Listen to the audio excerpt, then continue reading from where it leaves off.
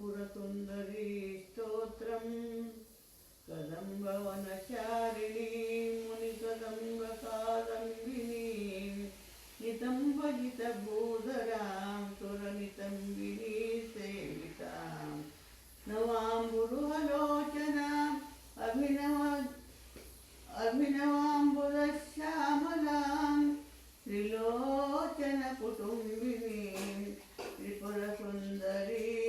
आश्रये कदम्बवनवासिनीं कनकवल्लरीधारिणीं महार्घमणिहारिणीं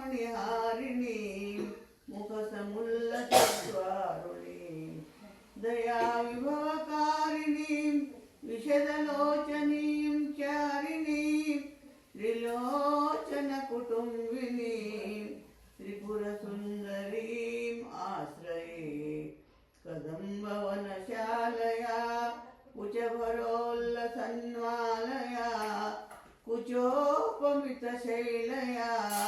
गुरुकृपालसत्वेलया मदारुणकपोलया मधुरगीतवाचालया मदारुणकपोलया मधुरगीतवाचालया कयापि घनलीलया कवचितावदं लीलया कदम्बवनमध्यगां कनकमण्डलोपस्थितां षडम्बुरुहवासिनीं सततसिद्धसौधामिनीं विडम्बितजपारुचिं विकचचन्द्रचूडामणिं विडम्बितजपारुचिं विकचचन्द्रचूडामणिं त्रिलोचनकुटुम्बिनीं त्रिपुरसुन्दरीम् आश्रये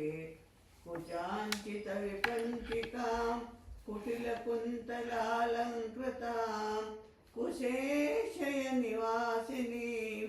कुटिलचित्तविद्वेषिणीं मदारुणविलोचनां मनसि जारिसम्मोहिनीं मदारुणविलोचनां मनसि जारिसम्मोहिनीं मतङ्गमुनिकन्निकां मधुरभाषिणीम् आश्रये स्मरेत् प्रथमपुष्पिणीं रुधिरबिन्दुनीलाम्बरां गृहीतमधुपात्रिकां मधुविधूर्णनेत्राञ्चलां घनस्तनकरोन्नतां गलितचूलिकां श्यामलां घनस्तनकरोन्नतां गलितचूलिकां श्यामलां त्रिलोचनकुटुम्बिनीं त्रिपुरसुन्दरीम् आश्रये सकुङ्कुमविलेपनाम् अलकचुम्बिकस्तूरिकां समन्दहसितेक्षणां ससरचापपाशाङ्कुशाम् अशेषजनमोहिनीम् अरुणमाल्यभूषाम्बराम् अशेषजनमोहिनीम् अरुणमाल्यभूषाम्बरां जपाकुसुमभासुरां जपविधौ स्मराम्यम्बिकां पुरन्दरपुरन्द्रिका त्रिपुरबन्धसैरन्ध्रिकां पितामहपतिव्रतां पटुपटीरचर्चारतां मुकुन्दरमणिमणि रसदलङ्क्रियाकारिणीं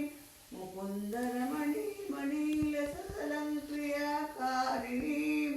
भजामि भुवनाम्बिकां सुरवधूटिका चेटिकां भजामि भुवनाम्बिकां भजामि भुवनाम्बिकां भजामि भुवनाम्बिकां सुरवधूटिका चेटिकाम्।